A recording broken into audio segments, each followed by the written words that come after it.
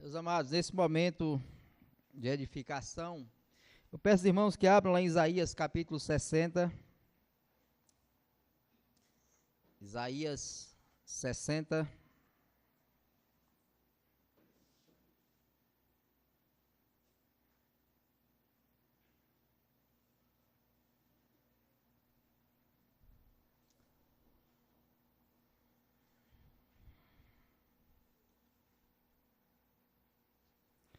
Eu farei a leitura, os irmãos acompanhem. Assim diz a palavra do nosso Deus. Dispõe-te, resplandece, porque vem a tua luz, e a glória do Senhor nasce sobre ti. Porque eis que as trevas cobrem a terra, e a escuridão os povos, mas sobre ti aparece resplendente o Senhor, e a sua glória se vê sobre ti. As nações se encaminham para a tua luz, e os reis para o resplendor que te nasceu. Levanta em redor os olhos e vê, todos estes se ajuntam, e vêm ter contigo, teus filhos chegam de longe, e tuas filhas são trazidas nos braços. Então verás e serás radiante de alegria, o teu coração estremecerá, e se dilatará de júbilo, porque a abundância do mar se tornará a ti, e as riquezas das nações virão a ter contigo.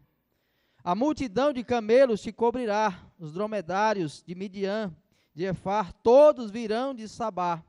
Trarão ouro e incenso, e publicarão os louvores do Senhor. Todas as ovelhas de Quedar se reunirão junto de ti, servir-te-ão os carneiros de Nebaiote para o meu agrado, subirão ao meu altar, e eu tornarei mais gloriosa a casa da minha glória. Quem são estes que vêm voando como nuvens e como pombas ao seu pombal? Certamente as terras do mar me aguardarão.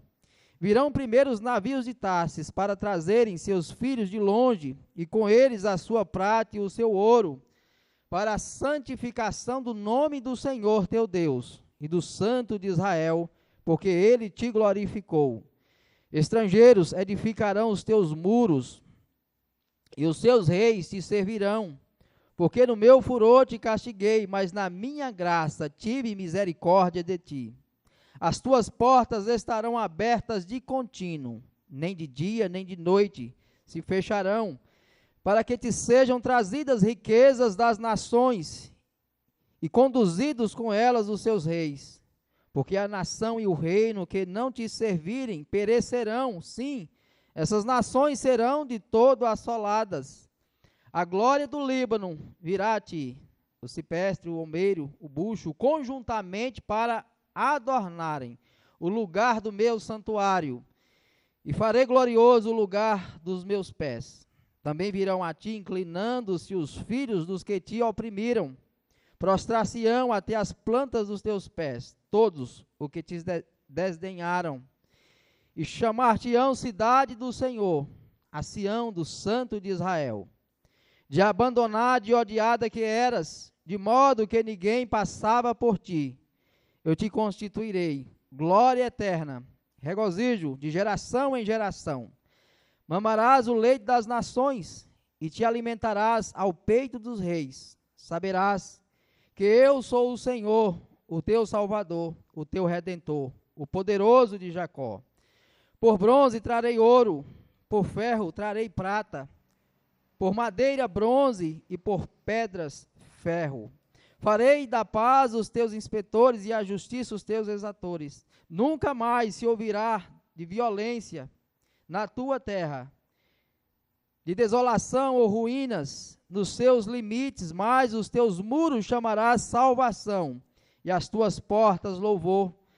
Nunca mais te servirá o sol para a luz do dia, nem com o seu resplendor a lua te alumiará. Mas o Senhor será a tua luz perpétua, e o teu Deus a tua glória. Nunca mais se porá o teu sol, nem a tua lua minguará, porque o Senhor será a tua luz perpétua, e os dias do teu luto findarão.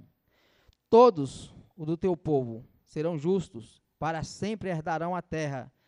serão renovos por mim plantados, obra das minhas mãos, para que eu seja glorificado. O menor virá a ser 1000, e o mínimo, uma nação forte. Eu, o Senhor, a seu tempo, farei isso prontamente. Amém. Meus amados, vamos novamente estarmos orando ao Senhor e pedindo que Ele nos conduza nesse momento. Senhor, mais uma vez, ó Pai, nos prostramos a seus pés e te pedimos, ó Deus, que por meio da Tua graça, do Teu Santo Espírito, conduza-nos nesse momento, de maneira que a Tua palavra, ó Deus, que será exposta nesse momento, ela possa não somente ser ouvida, entendida, mas que ela, ó Deus, possa estar produzindo frutos de transformação em nossa vida. Que a Tua palavra, a qual estaremos ouvindo nessa noite, possa nos conduzir, ó Deus, a cada dia mais a um zelo santo e sincero pela Tua glória, de maneira, ó Deus, que ao sermos exortados, conduzidos, fortalecidos, orientados por Tua palavra, possamos então finalmente perceber e reconhecer ainda mais o quanto necessitamos buscar refúgio no Senhor, vivermos para o Senhor, de termos sede e necessidade de continuamente sermos conduzidos por Tua palavra. Abençoa a Tua igreja reunida nessa noite, nesse momento, de maneira que cada um dos Teus servos que se encontram aqui, ó Deus, possam ser fortalecidos, vivificados e direcionados a cada dia mais a estar, ó Deus, frutificando para a glória do Senhor.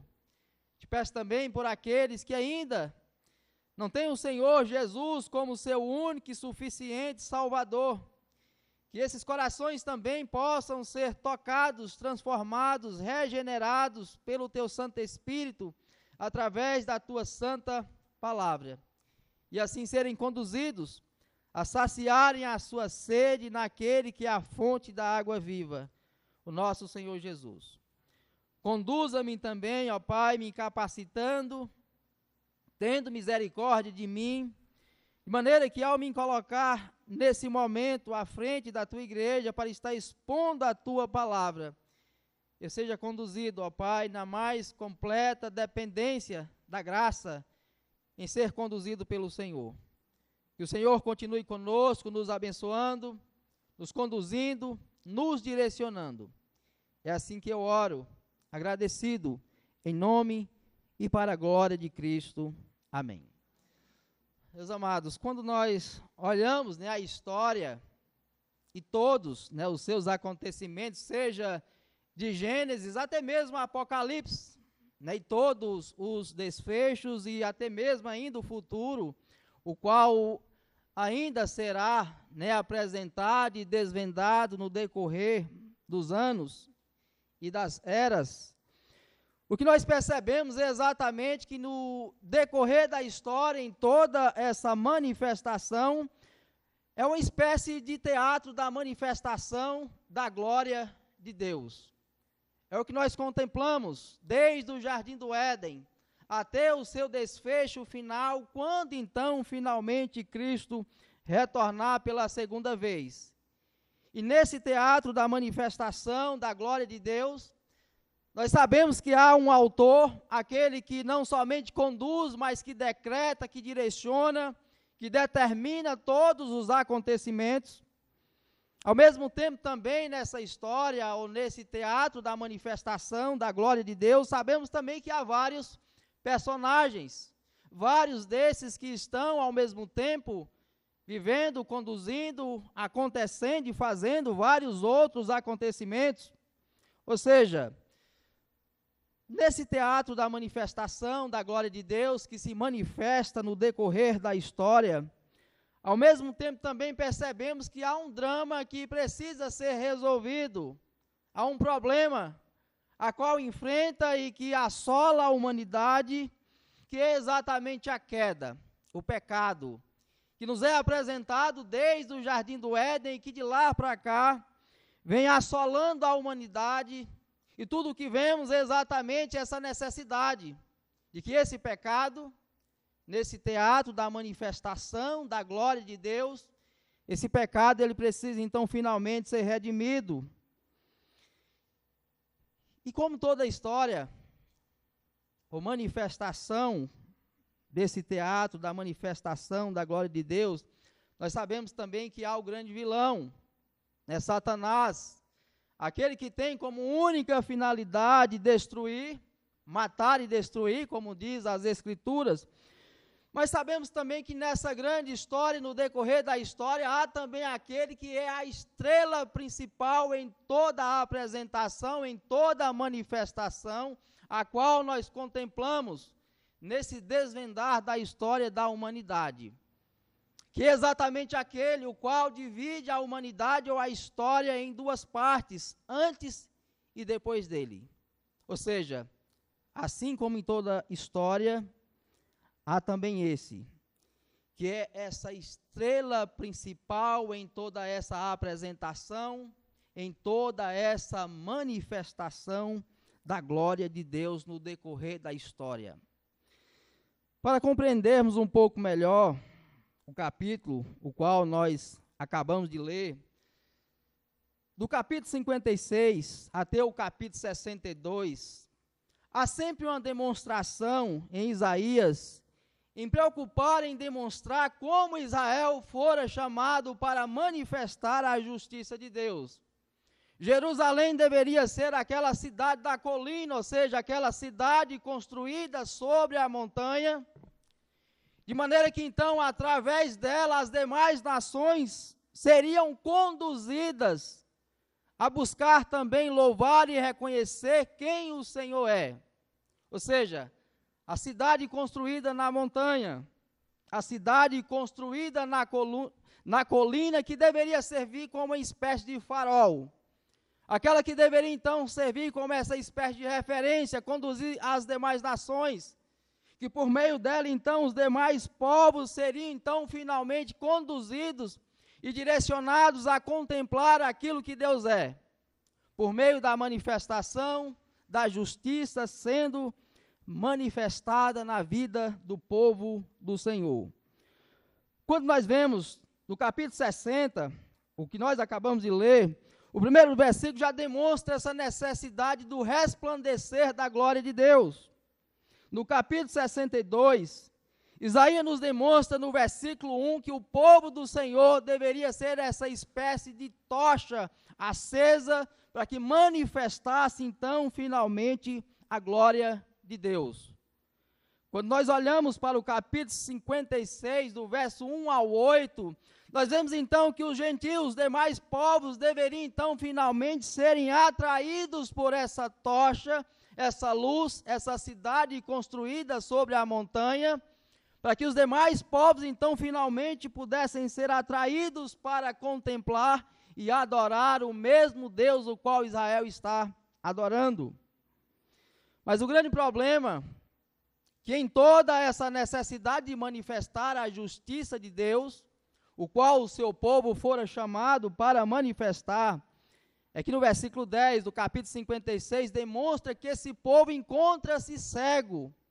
Aquele que deveria ser luz para as demais nações, no entanto, encontra-se cego. E como então poderia aquele que deveria ser luz, que deveria ser farol, que deveria conduzir os demais povos, que se encontra cego, como então finalmente ele poderia ser esse ponto de referência, esse farol, que viria então finalmente a conduzir as demais nações? Quando você olha para o capítulo 57, do verso 1 ao 13, esse povo estava mergulhado no pecado. Aqueles que deveriam viver na justiça, na prática da santidade, do viver agradável ao Senhor, era exatamente o povo o qual encontrava-se mergulhado no pecado, seja em suas práticas diárias, até mesmo nos tribunais ou em qualquer outra manifestação. O que se via não era a justiça, não era a tocha acesa, brilhando a glória, a justiça de Deus. O que se via era exatamente o contrário, o pecado, reinando e destruindo. Então havia a necessidade de arrependimento, a necessidade de reconhecer quem de fato eles eram, para que então, por meio disso, fossem conduzidos, reconciliados com Deus, e nessa reconciliação com Deus, finalmente então pudessem manifestar a glória do Senhor. Por que havia necessidade de arrependimento? Quando você olha no capítulo 57, o verso 21, o Senhor vai dizer que para o perverso não há paz. Para aqueles que vivem no pecado, não há paz. Ao mesmo tempo, se o interesse, se a finalidade deles era buscar a glória de Deus, o capítulo 58, versos 2 e 3, vai nos demonstrar que a preocupação deles era tão somente buscar os seus próprios interesses. Eles não estavam preocupados em viver para a glória de Deus, manifestar a justiça do Senhor. Como então o Senhor poderia estar com o seu povo? Como então o Senhor poderia usar o seu povo como essa espécie de luzeiro, de refletor, que viesse então finalmente manifestar a sua glória? Como eu disse, o capítulo 59 também vai demonstrar que era necessário eles reconhecerem quem de fato eles eram. E nesse reconhecer quem eles eram, pudessem então finalmente serem conduzidos a cumprir a finalidade para a qual foram chamados. Qual é o tema, meus amados, então, que nós iremos tratar nessa noite? O tema basicamente está no verso 21. Diz assim: todos os teu povo serão justos para sempre, herdarão a terra, serão renovos por mim plantados, obra das minhas mãos, para que eu seja glorificado. O tema então será exatamente o seguinte: plantados para a glória de Deus. Essa era a finalidade a qual Israel fora chamado. E como eu disse no início, se a história da humanidade é como essa espécie do teatro da manifestação da glória de Deus, no versículo 1, logo de imediato, nós vemos o chamado para essa apresentação. Volte os seus olhos para o versículo 1 que diz: dispõe-te, resplandece, porque vem a tua luz. Observe que o chamado do Senhor para o seu povo é como se dissesse: levante, brilhe, manifeste aquilo para o qual foram chamados. Ou seja, se Israel tinha essa finalidade, então agora era a hora da apresentação, era a hora da manifestação daquilo que Deus é e da finalidade para a qual eles foram chamados. Dispõe-te, levante, resplandeça, porque vem a tua luz e a glória do Senhor nasce sobre ti. Observe que Isaías ao mesmo tempo demonstra: olha, vocês têm que levantar, se dispor e resplandecer, porque a glória do Senhor vem sobre ti. De maneira então que seria impossível eles, mesmo tendo a glória de Deus sendo manifestada neles, eles continuassem apagados, como que ocultos, com uma luz escondida. De maneira então que as demais nações não pudessem ver a manifestação da glória do Senhor sendo revelada sobre o seu povo. Mas ele continua ainda a nos demonstrar: se o chamado então é para essa apresentação, esse manifestar da glória de Deus, qual é o cenário apresentado para que o povo do Senhor então finalmente pudesse manifestar a glória do Senhor? O cenário nós encontramos no versículo 2: porque eis que as trevas cobrem a terra, e a escuridão os povos. O cenário é um mundo em trevas, um mundo tomado pelo pecado. O cenário é um mundo que anda tomado pela cegueira espiritual, de maneira que então Israel, como essa luz que deveria refletir, como esse esplendor da manifestação da glória de Deus, deveria brilhar em um mundo tomado pelas trevas, em um mundo que por si mesmo não tem a mínima condição de conduzir-se a Deus. De maneira então que o povo de Israel, assim também como nós hoje, como luzeiros, Devemos então ser conduzidos como esses refletores que devem então finalmente manifestar em nosso viver ao mundo a necessidade que eles também têm de buscarem refúgio e graça nesse que finalmente então manifesta a sua glória sobre o seu povo. Observe que no versículo 2, ele vai então demonstrar por que eles deveriam então finalmente manifestar a sua luz nesse mundo de trevas, mais sobre ti, ou seja, por mais que o mundo esteja em trevas, na escuridão, mas sobre ti aparece resplendente o Senhor, e a sua glória se vê sobre ti. Observe que o versículo 2, além de nos dar a ordem ao povo de Israel, e ordem também a nós, hoje, como novo Israel, observe que ele demonstra então que isso é necessário, porque a glória do Senhor se vê sobre ti. E é claro que diante então, meus amados, dessas exortações de Isaías, é necessário sempre nós nos perguntarmos, será que de fato eu estou sendo esse refletor da manifestação da glória de Deus? Porque o Senhor está dizendo então que finalmente tornaria o seu povo esse refletor, porque a glória dele deve ser vista sobre nós.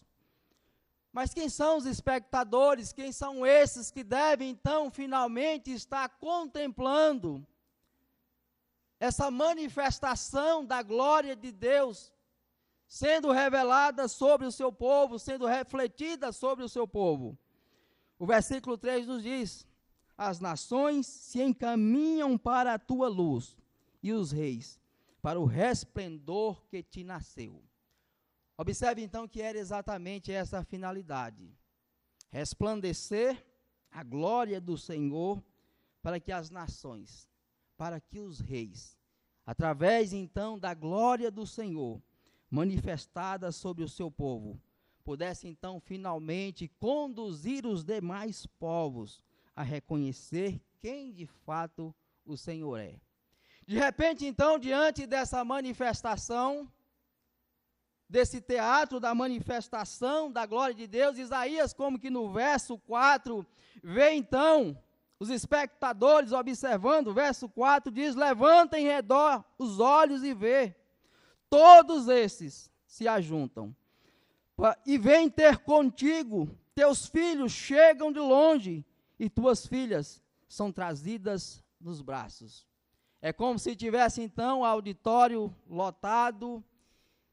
É claro que a finalidade de Isaías não é essa, mas eu tentando procurar demonstrar como Deus está chamando o seu povo para a manifestação da sua glória. De repente, então, ele chama o povo a contemplar esses que estão, essa grande multidão. E observe que esses que no versículo 4, então, finalmente está diante do povo do Senhor, no qual eles são chamados para contemplar essa multidão. É demonstrado que eles estão vindo para que também possam se tornar filhos do Senhor. Para que assim como Israel fora chamado para ser o povo do Senhor, a noiva do Senhor, Israel também pudesse brilhar, para que os demais povos, juntamente com ele, pudessem então finalmente se tornar povo do Senhor, propriedade do Senhor, como nos diz lá em Levítico, sede santo, assim como o Senhor, o vosso Deus, é santo. Mas qual é a finalidade desses povos? Estar então contemplando o manifestar da glória de Deus, estarem indo até Jerusalém, indo até o povo do Senhor, diante dessa luz que está então finalmente se manifestando. Qual é a finalidade deles? Lá no final do verso 6 nos diz: e publicarão os louvores do Senhor. A finalidade tanto de Israel como também dos demais povos que estão contemplando a manifestação da glória do Senhor no seu povo, tem como finalidade proclamar ou publicar os louvores do Senhor. Mas como isso seria feito? Como eles então finalmente iriam publicar os louvores do Senhor? Como esses povos que estão sendo atraídos a adorar o mesmo Deus que Israel está adorando, são chamados para finalmente então estarem proclamando, publicando os louvores do Senhor. No versículo 5 ele nos diz: então verás e será radiante de alegria, o teu coração estremecerá e se dilatará de júbilo, porque a abundância do mar se tornará a ti, as riquezas das nações virão a ter contigo. Primeiro, Isaías nos demonstra que esses povos seriam atraídos pela glória do Senhor manifestada no seu povo, para que eles também viessem a dedicar aquilo que são deles para a glória do Senhor. É interessante que Isaías vai, então, nos demais versículos também demonstrando essa mesma finalidade. Estão sendo atraídos para o Senhor, tendo como finalidade dedicar tudo que tem de melhor para o Senhor. Qual era a lição que Isaías, ao mesmo tempo, queria estar dando ao povo de Israel nesse contexto?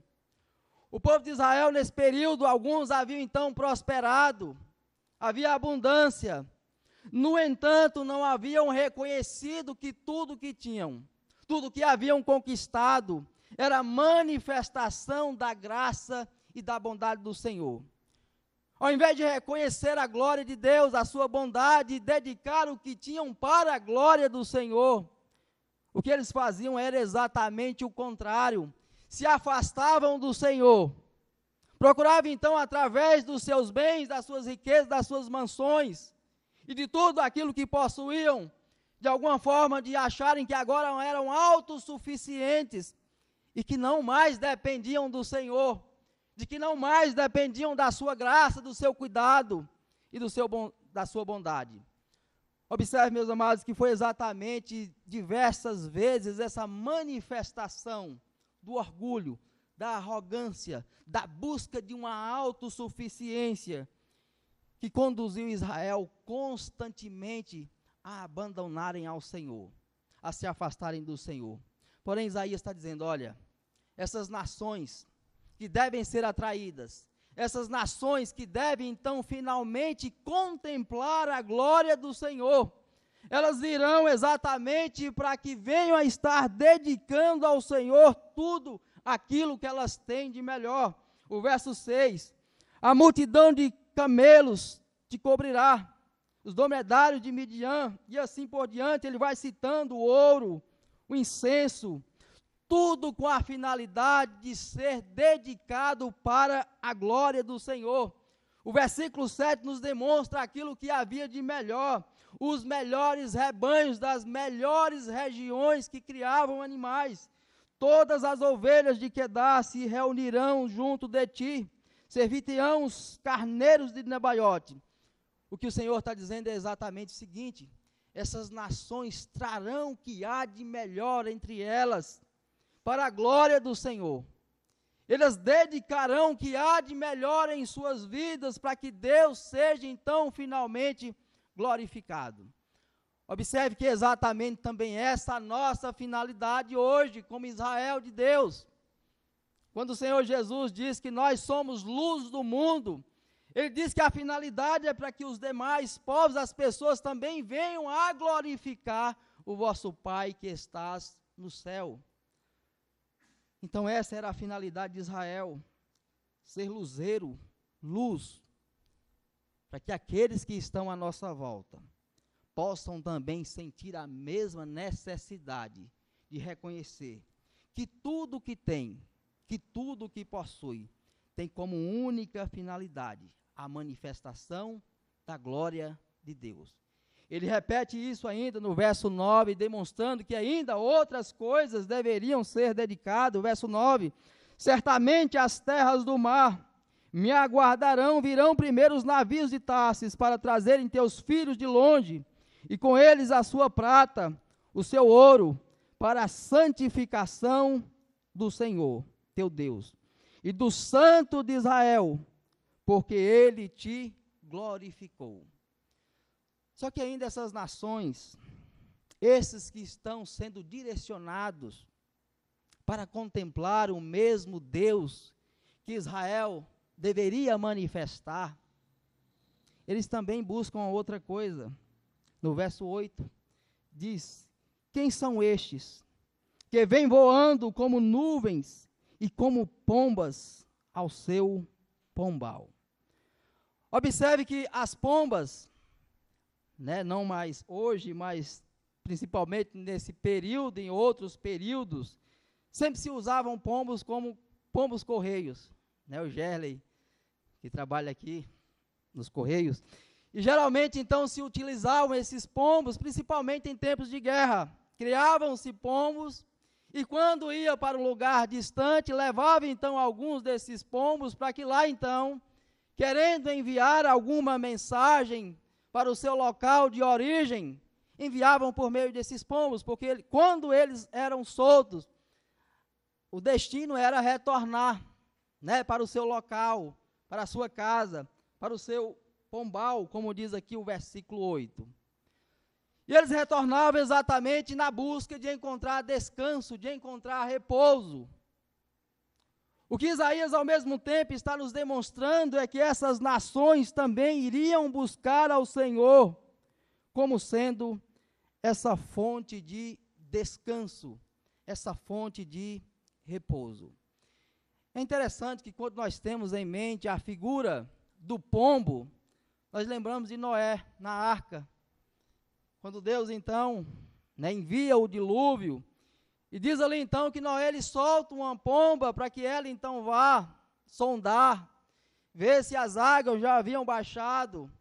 Porém diz o texto ali que ela vai, olha, sonda, porém não encontrando, né, local para pousar, ela novamente retorna para a arca, para o seu lugar de descanso, de repouso. É interessante que quando nós olhamos também para o Novo Testamento, quando o Senhor Jesus está sendo batizado, diz o texto que o Espírito desceu como que uma pomba, e finalmente então repousa sobre o Senhor. Exatamente isso, meus amados, que as nações buscam. Exatamente isso que os homens que estão nas trevas, nesse mundo tomado pela escuridão, também têm buscado.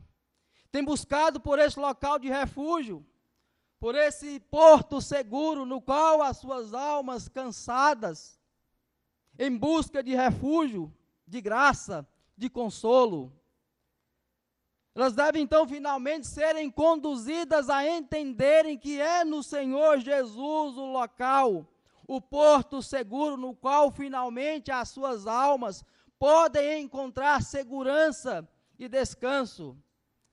Não é à toa que o Senhor Jesus nos diz que vinde a mim todos os que estáis cansados e sobrecarregados, que eu vos aliviarei.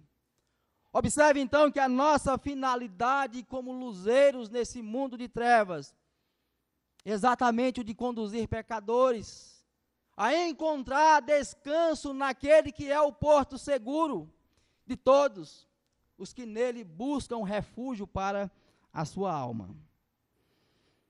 Ao mesmo tempo, Isaías também demonstra que esses que estão buscando refúgio, quando são direcionados para o Senhor, no versículo 10 e 11, eles encontram misericórdia, não somente Israel, mas também as demais nações. Verso 10 e 11, estrangeiros edificarão os teus muros, os seus reis te servirão, porque no meu furor te castiguei, mas na minha graça tive misericórdia de ti.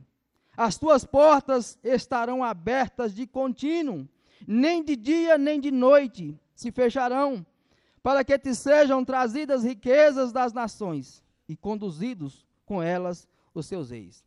Observe então que Deus demonstra que Ele demonstraria a sua misericórdia para com Israel.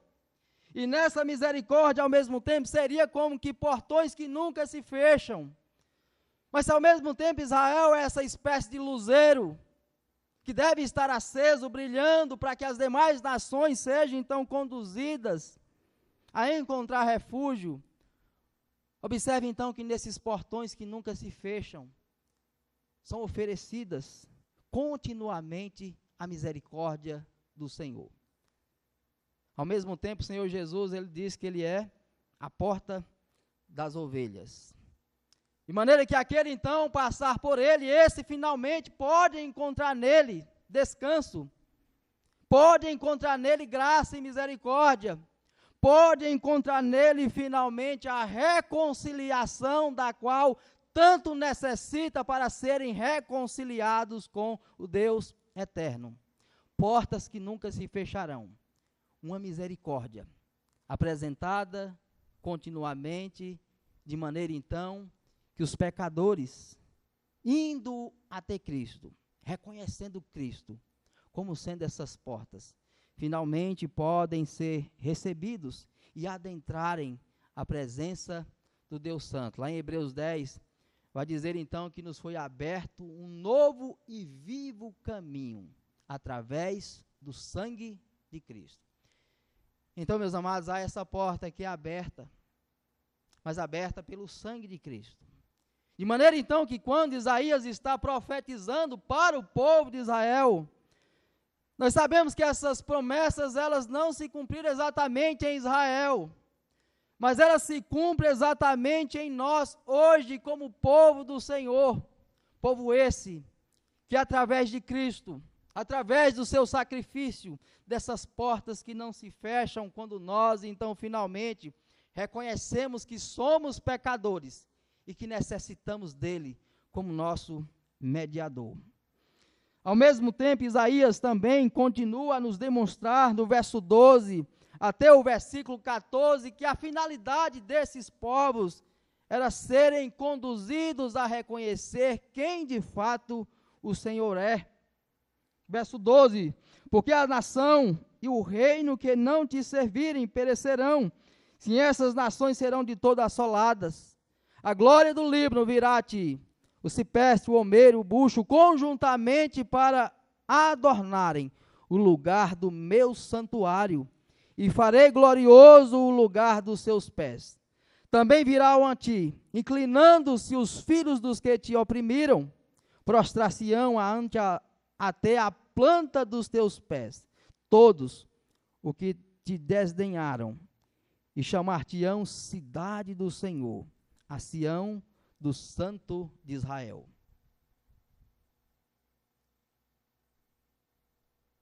Observe que a finalidade desse esplendor, da manifestação da glória de Deus, exatamente conduzir esse povo, quem é o Deus de Israel?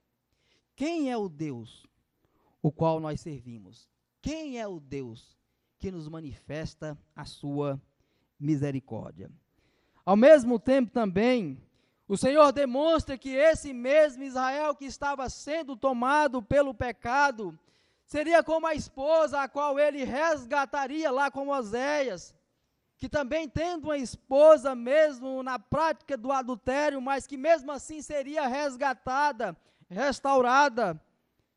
O verso 15, 16, de abandonada e odiada que eras, de modo que ninguém passava por ti, ou seja, aquele que era desprezado, Israel, que era então rejeitado pelas demais nações por causa dos seus pecados, eu te constituirei glória eterna, regozijo de geração em geração, mamarás o leite das nações, e te alimentarás ao peito dos reis, saberás que eu sou o Senhor, o teu Salvador, o teu Redentor, o poderoso de Jacó. A ideia do Senhor é demonstrar que então o seu povo, Israel, ou nós, a igreja hoje, somos essa noiva, que uma vez então fora resgatada do pecado, da escravidão, mas que agora adornada de joias e de beleza é apresentada de forma gloriosa. Não seria mais aquela desprezada pelas nações, rejeitada, abandonada, mas pelo contrário, a noiva de Cristo, adornada, para que viesse então a manifestar quem de fato ela é, propriedade exclusiva do Senhor, como nos diz Pedro, que o povo do Senhor é como povo, sacerdote santo, nação santa, povo e propriedade exclusiva do Senhor. Ao mesmo tempo, Isaías demonstra também que a opressão que assolava o seu povo já não mais faria parte da sua realidade. Verso 17, 18, porque por bronze trarei ouro, por ferro trarei prata. Observe que a ideia do verso 17 é demonstrar essa troca de um material inferior por um material superior. Bronze trarei ouro, por ferro trarei prata, por madeira bronze e por pedra ferro. Farei da paz os seus inspetores. Ou seja, a ideia desse final do versículo 17 é demonstrar que aqueles que antes então os oprimia como se fossem os seus capatazes, que viviam então à custa de estarem o explorando, o fato é que agora não mais existiria. Pelo contrário, esses capatazes seriam trocados pela paz, pela justiça. Verso 18, nunca mais se ouvirá de violência na tua terra, de desolação ou ruínas nos teus limites, mas os teus muros chamará salvação e as tuas portas louvor. Ou seja, o que agora seria a segurança e o conforto do povo do Senhor, não seriam os muros de pedras, não seria então finalmente as muralhas ou os guardas que finalmente então deveriam estar tomando conta desses portões. Pelo contrário, agora o próprio Senhor seria a segurança do seu povo, de maneira então que os seus muros, as suas fortalezas, as suas portas chamará salvação e as suas portas chamará louvor. Mas a intenção aqui, meus amados, como eu disse no início, é demonstrar essa manifestação do teatro, da manifestação da redenção, da glória de Deus. Observe que no verso 19 e 20, nós temos aqui a estrela principal desse manifestar da glória de Deus. Diz: nunca mais te servirá o sol para a luz do dia, nem com o seu resplendor a lua te alumiará, mas o Senhor será a tua luz perpétua e o teu Deus, a tua glória. Nunca mais se porá o teu sol, nem a tua lua minguará, porque o Senhor será a tua luz perpétua, e os dias do teu luto findarão. Observe que o que Isaías nos demonstra nesses dois versículos é uma luz que ofusca toda e qualquer outra luz. É uma luz que nunca se apaga. Há uma frase que diz que quando o sol nasce, as estrelas desaparecem. De fato, enquanto está escuro, você está vendo as estrelas no céu, porém, quando o sol nasce lá no horizonte, as estrelas somem completamente.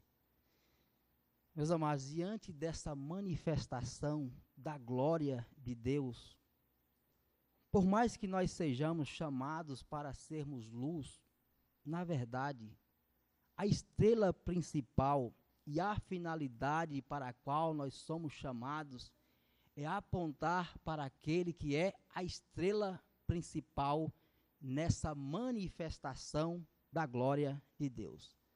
Nós somos tão somente coadjuvantes. O nosso papel é secundário e deve ser praticamente apagado, quando então finalmente contemplamos quem de fato é aquele que é o Rei da glória. Que a nossa vida então, meus amados, nesse manifestar da glória de Deus, possa ser conduzida a cada dia mais a viver para o Senhor, mas ao vivermos para o Senhor, possamos reconhecer que sem Ele nós não somos nada. Dependemos inteiramente da sua graça. A única luz que ainda brilha em nós é tão somente o reflexo daquilo que Ele tem nos dado por sua graça. E aquilo que vem a brilhar em nós, possamos então sempre reconhecer que é tão somente por causa da graça e da misericórdia do Senhor se manifestando em nós, pecadores. Que Ele nos conduza a ser luzeiros nesse mundo em trevas. Amém.